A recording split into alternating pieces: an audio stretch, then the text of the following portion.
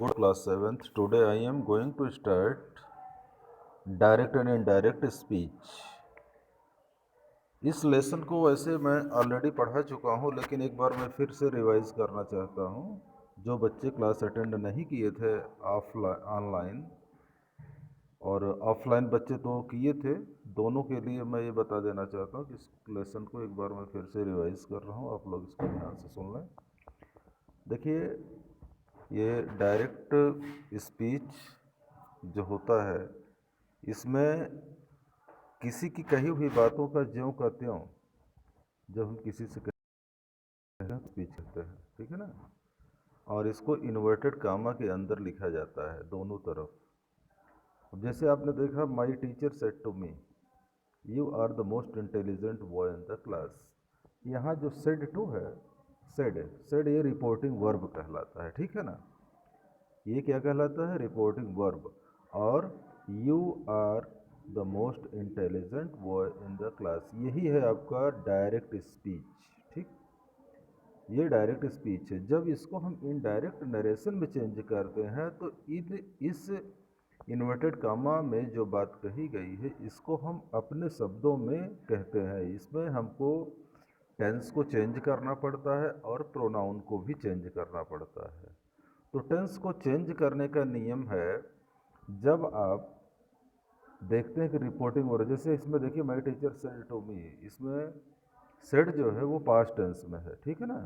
अगर said past tense में है, सेड यानी रिपोर्टिंग वर्ब अगर पास्ट टेंस में है, तो आपको ये देखना है कि rules for changing direct speech into indirect speech में आपको टेंस को चेंज करने के रूल्स दिए गए हैं। इसको आप अपनी बुक में देख सकते हैं, मैं आपको फोटोकॉपी भेज दूंगा।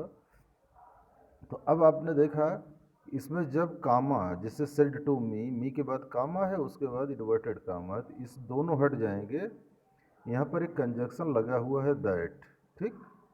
और यू यहाँ पर आप देखिए, यू किसके लिए आया हुआ है? My teacher said to me के लिए, यानी मुझसे कहा कि तुम। तो यू को हम चेंज करेंगे मी के हिसाब से, according to object. Me my teacher subject है और मी ऑब्जेक्ट है, और सेकंड पर्सन प्रोनाउन यू को हम चेंज करेंगे किसके अकॉर्डिंग? मी के अकॉर्डिंग। मी फर्स्ट पर्सन है, जो अपने लिए वर्ड यूज़ किए जाते हैं वो फर्स्ट पर्सन। मी माने मुझे, तो हम मी के अकॉर्डिंग यू को आई में कन्वर्ट कर देते हैं, ठीक है ना।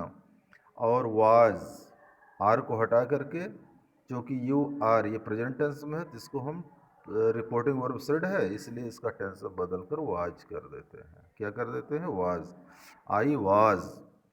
और बाकी चीज़ें the most intelligent boy in the class, other changes नहीं होंगे। और लास्ट में जो डायरेक्ट में इन्वर्टेड कामा लगा है, वो हट करके ओनली फुल स्टॉप रह जाएगा। अब ये सेंटेंस आपका चेंज हो गया, किसमें? इनडायरेक्ट डायरेक्शन में। तो the verbs that introduce that reported speech is called reporting verb. जैसे सेड है, ये रिपोर्टिंग वर्ब है, ठीक है ना।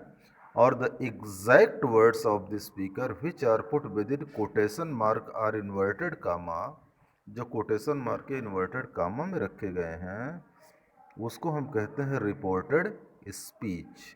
तो अगर रिपोर्टिंग वर्ब सेज है या विल से है, अगर प्रेजेंट टेंस में है या फ्यूचर टेंस में रिपोर्टिंग वर्ब है, तो आप लोग याद रखिएगा कि रिपोर्टेड स्पीच यानी जो इन्वर्टेड कामा में है, उसका टेंस नहीं बदलता है।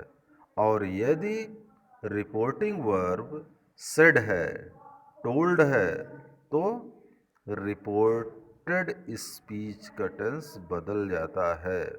और रिपोर्टेड स्पीच के टेंस को बदलने के नियम हैं, ठीक है ना।